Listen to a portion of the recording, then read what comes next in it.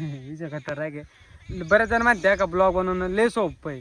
सोपं आहे पण ते कसं माहिती आहे का फक्त व्हिडिओ काढण्यापुरतं.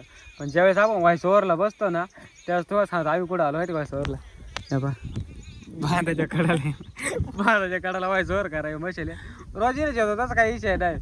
पण आज विषय खतरनाक काय झाला माहिती आहे का 2-4 दिवस झाले व्हिडिओ बनवले नव्हते. आज व्हिडिओ बनवायला बसलो म्हटलं आज व्हिडिओ एडिट करू मस्त प्रॉपर नाही का.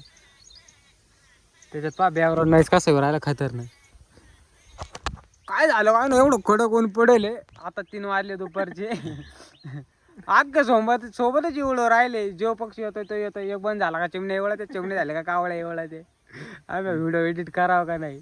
आणि बरेच जण माहिती व्हिडिओ लय सोपे राहते ब्लॉग कोणी बनेल बनवा आता अशा व्हॉइस मध्ये एडिट करून दाखवा एकदा मग कळण कशा राहते व्हिडिओ. अरे कधी संध्या व्हिडिओ एडिट करायला येत नाही. आज त्याला कळालं व्हॉइस एडिटला काय विषय राहतो.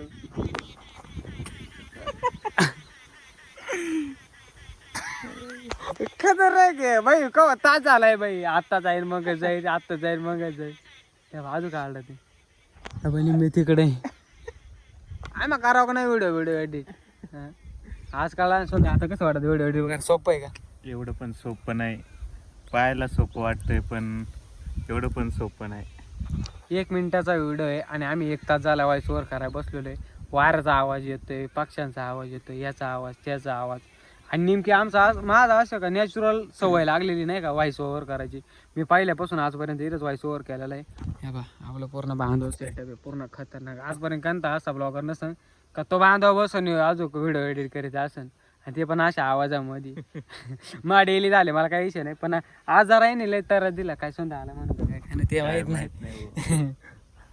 पण विषय खतरनाक आहे त्याच्यामुळे मग तो ब्लॉगिंग सोपी नाही. बाकीच्या फक्त म्हणायचं दोघं सोपं आहे. एकदा करून पहा नक्की समजून. हा काय म्हणणे बरोबर आहे की नाही. बरोबर आहे.